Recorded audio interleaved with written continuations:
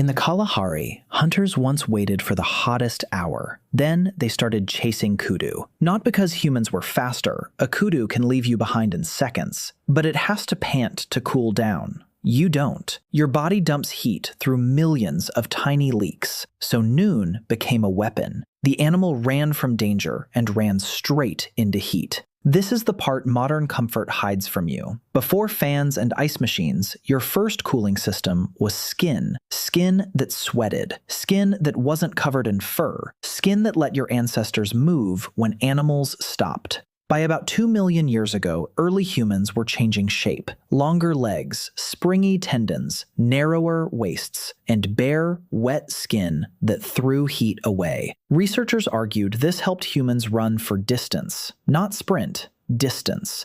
That difference mattered. Most four-legged animals cool by panting, but galloping and panting fight each other. Their breathing locks to their stride. When heat rises, they have to slow down. You can keep sweating while your legs keep moving. You're a walking evaporative cooler. Sweat is the water, skin is the pad, wind is the fan. 1 liter of sweat can carry away about 580 kilocalories, but only if it evaporates. If it drips off, the gift is wasted. That's why dry heat can feel survivable, and humid heat feels like a locked room. Your sweat is begging to disappear. The air won't take it. Ancient humans knew that with their bodies, not with equations, with thirst, with dizziness, with the moment an animal stopped running. The Kalahari hunt wasn't a race, it was heat debt. And this sweaty trick is only the beginning. The deeper you go, the stranger cooling gets, until people start saving winter inside desert walls.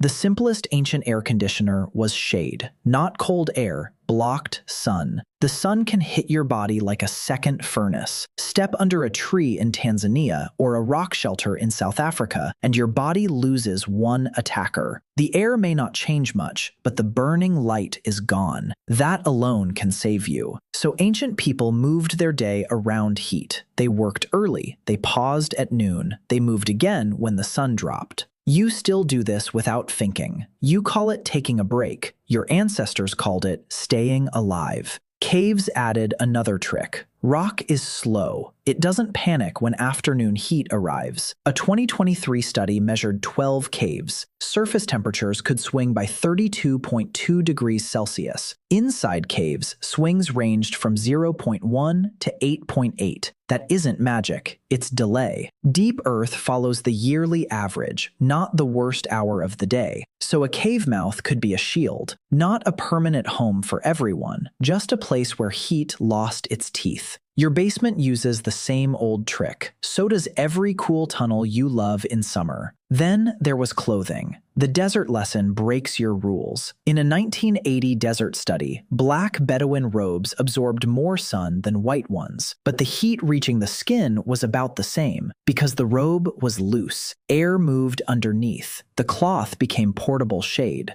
In a desert, color isn't the whole story. Shape matters. Airspace matters. Your oversized shirt on a hot day isn't laziness. It's old engineering on your back. Then humans made buildings that breathed. In ancient Egypt, a tomb painting linked to Neb-Amun shows a house with a wind catcher. This was during the 19th dynasty, long before your thermostat felt normal. One opening faced the wind, another faced away. Air pushed in from the roof, and hot air got pulled out. No motor, no compressor, just pressure, suction, and rising heat. Hot air rises because it's lighter. Cooler air sinks into the room. When that air crossed water, evaporation stole more heat. The house didn't defeat summer. It negotiated. In Yazd, Iran, the whole city joined in. UNESCO calls Yazd a living desert city. Its walls were thick earth. Its alleys were covered. Its courtyards sank below street level. Its water came through qanats. Those are tunnels that carry water underground. Underground water arrives cooler and hidden from sun. Mud brick stores heat slowly. At noon, it resists the burn. At night, it releases the heat back. This is why old streets can feel alive. They aren't just streets, they're shared shade machines. Your apartment cools one box. Yuzd cooled the path between people. Rome made cooling social too. In public baths, people moved from heat to cold. They sweated, they scraped oil and dirt from skin. Then came the frigidarium, a cold room, a cold plunge. That shock you chase after a sauna, Romans built into city life. Cooling wasn't always private. It was gossip, noise, and relief. But the wildest answer is colder. Some ancient people didn't just cool bodies, they stored cold itself. In the kingdom of Mari, in the 18th century BCE, ice blocks were hauled from nearby mountains, mostly for royal wine. That tells you something ugly.